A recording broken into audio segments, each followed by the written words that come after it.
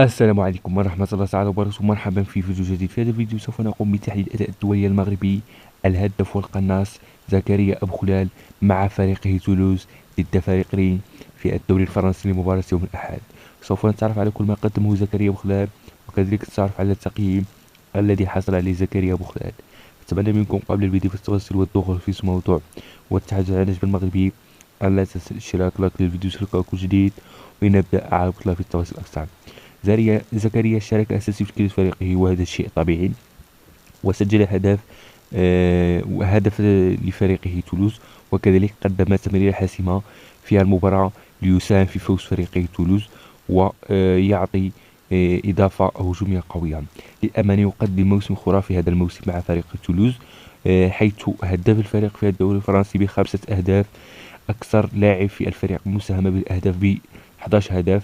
يقدم موسم استثنائي في أول موسم له في الدوري الفرنسي. أتمنى أن يستمر في هذه الوتيرة. اليوم قدم مباراة كبيرة رائعة، وكما قلت وساهم في فوز فريقه، وتحصل على رجل المباراة وكأعلى تقييم في المباراة بتقييم 8.6 كتقييم على أدائه وعلى مردوده. أداؤه كان استثنائي، فعال أمام المرمى، محاولات وفرص في المباراة. للأمانة مباراة ممتازة لزكريا وخلال. أتمنى أن يستمر في هذه الوسيلة. وهذا هو كل شيء مدني بخصوص زكريا.